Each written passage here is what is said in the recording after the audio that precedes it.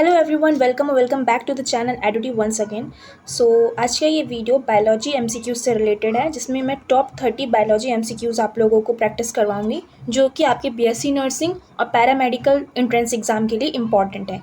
और ये सारे ही क्वेश्चन प्रीवियस ईयर आए हुए क्वेश्चंस हैं, तो ये मत समझिएगा कि कोई भी क्वेश्चंस लाइक इजी है या उसको हल्के में मत लीजिएगा, क्योंकि ये सारे ही क्वेश्चंस कहीं ना कहीं एग्जाम में पूछे गए हैं। ठीक है, तो स्टार्ट करते हैं हमारे फर्स्ट क्वेश्चन से। यहाँ हमारा पहला क्वेश्चन पूछा गया हमसे that which phase of meiosis is characterized by crossing over. किस फेज में मियोसिस के क्रॉसिंग ओवर होती है, राइट तो इसमें ऑप्शंस हैं लेप्टोटीन, जाइगोटीन, पैकाइटीन या फिर डिप्लोटीन। तो आपका करेक्ट आंसर होगा C, that is pachytene. Next question है which part of the nephron is impermeable to water. Nephron का कौन सा पार्ट है जो वाटर के लिए इम्परमिएबल होता है। ऑप्शंस है proximal convoluted tubule that is PCT, descending limb of Henle, ascending limb of Henle या फिर कलेक्टिंग डक्ट यानी सीडी। तो करेक्ट आंसर होगा आपका C, that is ascending limb of Henle. Ascending limb of Henle जो होता है वो होता है आपका इम्परमिएबल टू वाटर। ठीक है, ये जितने भी एमसीक्यूज में कराती जा रही हूँ, इनको आंसर करने से पहले, इनका आंसर देखने से पहले इसको पॉज करके खुद से आंसर कीजिएगा, ताकि आपको भी पता चले कि आपको कितने क्वेश्चंस के आंसर आ रहे हैं। और लास्ट में कमेंट सेक्शन में मुझे बताइएगा भी ज़रूर कि आपने 30 में खुद से कितने करेक्ट किए। ठीक है, बाकी किसी आंसर में कोई डाउट है, नहीं आ रहा है, तो उसके आंसर्स तो मैं बता ही रही हूँ, तो आप फिर उसका सोल्यूशन भी देखते जाइए। फिर नेक्स्ट क्वेश्चन है बार बॉडी रिप्रेजेंट्स। बार बॉडी किसको रिप्रेजेंट करती है, यानी मतलब बार बॉडी का मतलब क्या है। Inactive X chromosome, inactive Y chromosome, active autosome या फिर राइबोसोमल आरएनए। तो बार बॉडी होती है इनएक्टिव एक्स क्रोमोसोम। ठीक है, ऐसा एक्स क्रोमोसोम जो कि काम नहीं कर रहा, इनएक्टिव है, उसे हम बार बॉडी के नाम से डिनोट करते हैं। नेक्स्ट क्वेश्चन है आपका the oxygen dissociation curve shifts to the right due to. जो ऑक्सीजन डिसोसिएशन कर्व होता है वो राइट की तरफ अगर शिफ्ट हो रहा है तो ऐसा क्यों होता है। लो टेम्परेचर की वजह से, लो CO2 कंसंट्रेशन की वजह से, हाई pH की वजह से या हाई टेम्परेचर की वजह से। तो करेक्ट आंसर होगा D, that is high temperature की वजह से। फिर आपका नेक्स्ट क्वेश्चन है which immunoglobulin can cross the placenta. कौन सा इम्यूनोग्लोबिन होता है जो प्लेसेंटा को क्रॉस कर सकता है। IgA, IgM, IgG या फिर IgE। तो करेक्ट आंसर होगा C, that is IgG। Next question the cardiac pacemaker of the human heart is.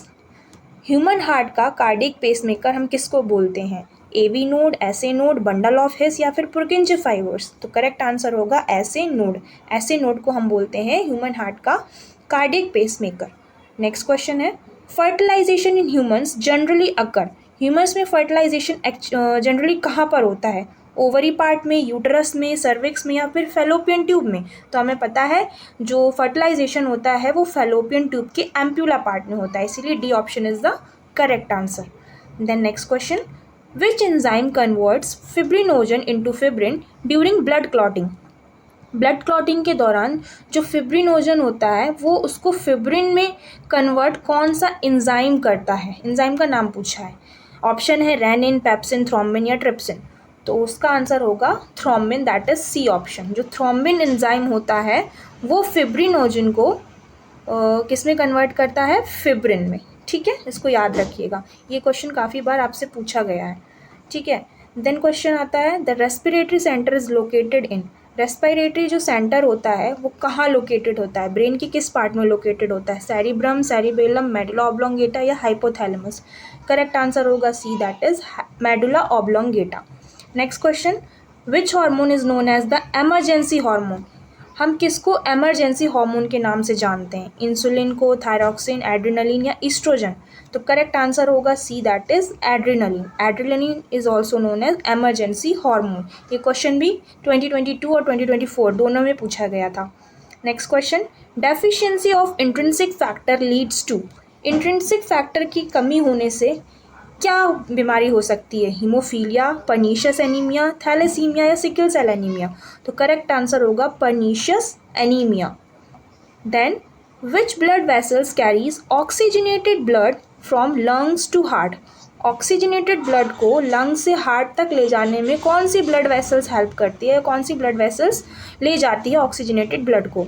Option है pulmonary artery, pulmonary vein, vena cava या एओर्टा। करेक्ट आंसर होगा पल्मोनरी वेन। वैसे तो जो वेन्स होती हैं वो इम्प्योर ब्लड को कैरी करती हैं, लेकिन यहाँ पर पल्मोनरी वेन जो होती हैं वो प्योर ब्लड को कैरी करती हैं, दैट इज ऑक्सीजनेटेड ब्लड। ठीक है, next question, the functional unit of the nervous system is. Nervous system की फंक्शनल यूनिट क्या होती है? ऑप्शन है ऑस्टियोन, सार्कोमियर, नेफ्रॉन या neuron. Correct option is D, that is neuron. Next question, the process of RNA synthesis from DNA is called. DNA से RNA के बनने को क्या बोलते हैं? डीएनए से आरएनए के फॉर्मेशन को क्या बोलते हैं?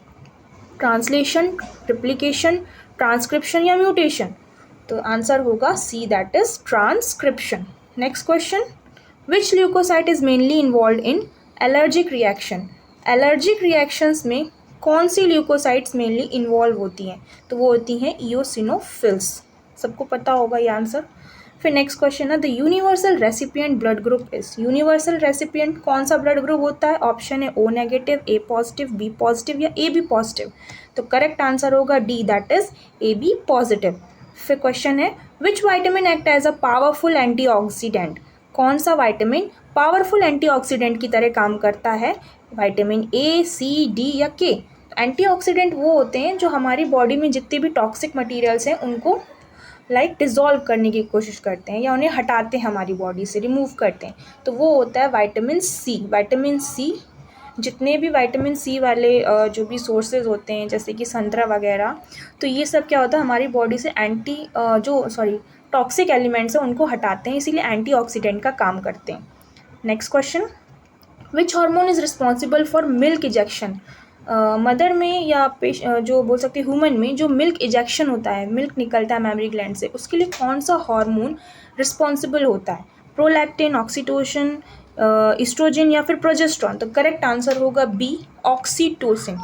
अब मैं यहाँ पर आपको एक चीज़ और बताना चाहूँगी, यहाँ पे एक दो सिमिलर क्वेश्चंस बन सकते हैं, थोड़ा सा सिमिलैरिटी होती है। जैसे कि यहाँ पे आपसे बोला है मिल्क इजेक्शन, तो आपको याद रखना है इसके लिए हार्मोन रिस्पॉन्सिबल होगा ऑक्सीटोसिन। लेकिन यहीं आपसे पूछ लेता मिल्क प्रोडक्शन के लिए कौन सा हार्मोन रिस्पॉन्सिबल है। याद रखिए इजेक्शन और प्रोडक्शन ये दोनों ही डिफरेंट टर्म्स हैं, बट थोड़े से ही सिमिलैरिटी है। अगर आपने थोड़ा सा भी चूक कर दी तो आप आंसर गलत कर दोगे। अगर यहाँ पे मिल्क प्रोडक्शन पूछता है तो P for production, P for prolactin, आपको फिर प्रोलैक्टिन पर टिक करना है। लेकिन यहाँ पे मिल्क इजेक्शन पूछा है, यानी निकालने में कौन सा हेल्प कर रहा है हार्मोन, तो होगा आंसर ऑक्सीटोसिन। ठीक है, द नेक्स्ट क्वेश्चन है, the primary nitrogenous waste is in humans is. Human में सबसे पहला जो नाइट्रोजनस वेस्ट होता है वो क्या होता है? ऑप्शन है अमोनिया, यूरिक एसिड, यूरिया या क्रिटेनिन। तो करेक्ट आंसर होगा urea. Then which organelle contains hydrolytic enzyme. कौन से ऑर्गेनिल में हाइड्रोलाइटिक एंजाइम्स होते हैं? हाइड्रोलाइटिक एंजाइम्स होते हैं जो सभी अदर टॉक्सिसिटी को मारने का काम करते हैं या उनको डेड करने का काम करते हैं। तो राइबोसोम, लाइसोसोम, सेंट्रियोल या गोल्गी बॉडी। तो करेक्ट आंसर होगा बी, लाइसोसोम। लाइसोसोम में प्रेजेंट होते हैं हाइड्रोलाइटिक एंजाइम्स। ठीक, फिर है which disease is caused by vitamin B12 deficiency. Vitamin B12 deficiency की वजह से कौन सी डिसीज हो सकती है? ऑस्टियोपोरोसिस, स्कर्वी, रिकेट्स या पर्नीशियस एनीमिया।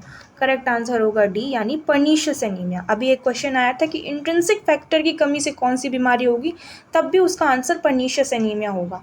तो याद रखना है विटामिन B12 हो या फिर इसी को हम इंट्रिंसिक फैक्टर बोलें, अगर इन दोनों की ही कमी है तो हमें पर्नीशियस एनीमिया जैसी बीमारी देखने को मिलेगी। ठीक है, the opening and closing of stomata are controlled by. Plants में जो स्टोमेटा होता है उसकी ओपनिंग और क्लोजिंग के लिए कौन रिस्पॉन्सिबल है? ऑप्शंस हैं epidermal cell, xylem, guard cell या फ्लोइम। तो करेक्ट आंसर होगा C, that is guard cell. Guard cell kidney shaped ऐसी बीन शेप्ड सेल्स होती हैं जो opening and closing of stomata के लिए हेल्पफुल होती हैं। नेक्स्ट क्वेश्चन है आपका, the theory of natural selection was proposed by. Natural selection की थ्योरी किसने दी थी? मेंडल, लेमार्क, डार्विन या मॉर्गन। करेक्ट आंसर होगा सी, दैट इज डार्विन। फिर है which hormone decreases blood calcium level. कौन सा हार्मोन ब्लड कैल्शियम लेवल को घटाता है यानी डिक्रीज करता है? ऑप्शन गिवन है पैराथॉर्मोन, कैल्सिटोनिन, कॉर्टिसोल या थायरॉक्सिन। तो करेक्ट आंसर होगा बी, दैट इज कैल्सिटोनिन। फिर नेक्स्ट क्वेश्चन है the site of protein synthesis in a cell is, cell में प्रोटीन सिंथेसिस कहाँ होती है? न्यूक्लियस, गोल्जी अपरेटस, राइबोसोम या माइटोकॉन्ड्रिया? तो करेक्ट आंसर होगा आपका राइबोसोम। राइबोसोम में क्या होता है? प्रोटीन की सिंथेसिस होती है। फिर क्वेश्चन है which microorganism causes tuberculosis? Tuberculosis यानी जो टीबी बीमारी होती है वो किस माइक्रो ऑर्गेनिज्म की वजह से होती है? Vibrio cholerae, Salmonella typhi, Mycobacterium tuberculosis, Streptococcus pneumoniae? तो करेक्ट आंसर होगा C, that is Mycobacterium tuberculosis नामक बैक्टीरिया के द्वारा ट्यूबरक्लोसिस वाली बीमारी होती है। फिर है which process involve movement of water through semi permeable membrane? कौन सी प्रोसेस सेमी परमिएबल मेम्ब्रेन के थ्रू वाटर के मूवमेंट को इन्वॉल्व करती है? डिफ्यूजन, ऑस्मोसिस, एक्टिव ट्रांसपोर्ट या फिर फिल्ट्रेशन? तो करेक्ट आंसर होगा आपका ऑस्मोसिस, यानी B option is correct answer. फिर नेक्स्ट क्वेश्चन है which part of the brain controls body balance? Brain का कौन सा पार्ट बॉडी बैलेंस को कंट्रोल करता है? सेरिब्रम, मेडुला ऑब्लिंगेटा, सेरिबेलम या फिर हाइपोथैलेमस? तो करेक्ट आंसर होगा सी, दैट इज सेरिबेलम। फिर नेक्स्ट क्वेश्चन है the normal haemoglobin level in adult females is, adult female में हीमोग्लोबिन लेवल कितना होता है? कुछ ऑप्शंस गिवन है तो इसमें से सी आंसर आपका करेक्ट आंसर होगा, दैट इज 12 to 16 ग्राम पर DL। ठीक है, यही अगर मेल्स ने पूछा जाता तो थोड़ी सी वैल्यू बढ़ जाती, क्योंकि मेल्स में हीमोग्लोबिन लेवल हल्का बढ़ के होता है, दैट इज 14 to 18 ग्राम पर DL। नेक्स्ट क्वेश्चन है which gas contributes most of the green house effect? Green house effect में सबसे ज़्यादा पार्ट कौन सी गैस का होता है? ऑक्सीजन, नाइट्रोजन, हाइड्रोजन या कार्बन डाइऑक्साइड? तो सबसे ज़्यादा कार्बन डाइऑक्साइड होने की वजह से ही ग्रीन हाउस इफेक्ट कॉज होता है। ठीक है, तो ये हमारे कुछ 30 क्वेश्चंस थे बायोलॉजी के जो प्रीवियस ईयर पूछे गए हुए हैं कहीं ना कहीं किसी न किसी एग्ज़ाम में, इसलिए ये इंपॉर्टेंट थे, तो मैंने आप लोगों के साथ ये शेयर किए। इन क्वेश्चंस को आप लोग अच्छे से प्रैक्टिस कर लीजिएगा, क्योंकि इससे 1 या 2 क्वेश्चन ऐसे होंगे जो आपको as it is question paper में मिल सकते हैं। So this is all about today's video. I hope आपको वीडियो अच्छा लगा होगा। Thank you so much for watching it.